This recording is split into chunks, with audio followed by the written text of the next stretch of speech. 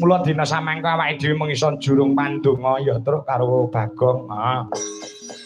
Utamane kagem almarhumah penyanyi Mbah Sutiem. Wingi iki je rewang-rewang ana kene, ngrewangi ana kene. Kepara ya ngenteni awake dhewe sak kanca Dijolaras Indonesia ngabiyantara sowan ning budidayane menungsa iki datan kuwawa ngowahi kodraning Gusti Kang Maha Suci.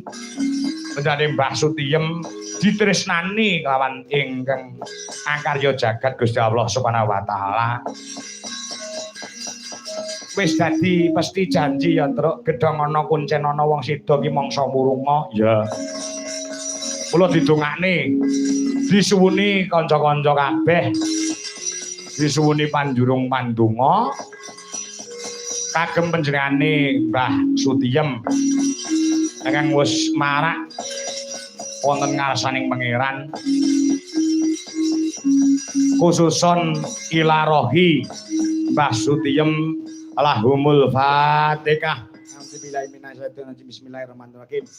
Alhamdulillahirabbil alamin arrahmanirrahim maliki yaumiddin iyyaka na'budu wa iyyaka nasta'in. Ihdinas siratal mustaqim siratal ladzina an'amta 'alaihim ghairil maghdubi 'alaihim waladdallin. Amin. Ya Allah. Muga-muga lepas parana jembare kuburi. Ya Allah. Singapura kabeh dosa lan lupute ditampa ngibadahi wekasane dipapanake ana swargane Gusti Allah Subhanahu wa taala. Amin amin ya rabbal alamin.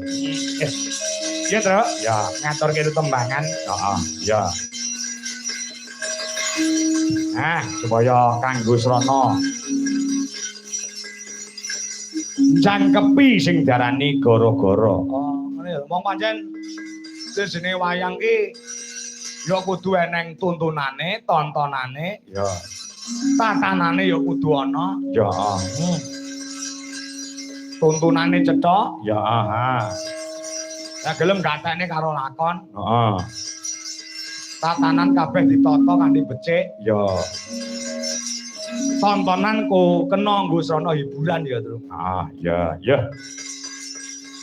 Go tombo kangen karo Mbak Tuti. Ngono ya.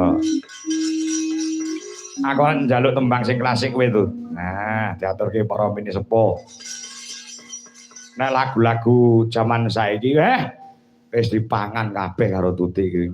Kuwi ya superstar Madangkara, Tru. Oh iya, heeh.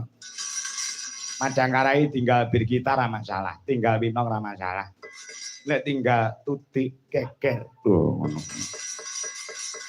Sorote iki sorote pandam semula.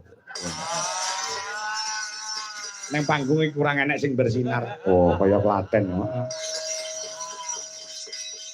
Ngono. Dimok menawa dereng kondur niki wau jane wonten Pasumbang Lagon.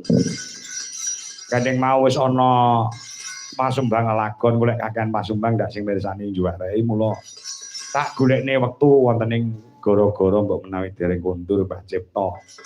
Ngono to, ya saka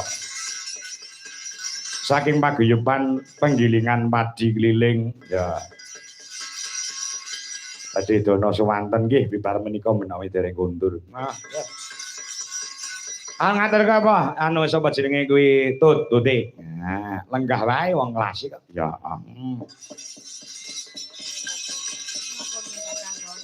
Napa sinom ya kena. Terus ular kambang ya kena. Sineman mari kangen ya kena. Oh iya, ya. Sinom mawon, Kak. Apa? Sinom. Nyamat ya? Nggih. Nyamat engko di tibane si kucing garong. Pas. Ya Mbak Tuti. Nah. Ditungakne ya Mbak Tuti.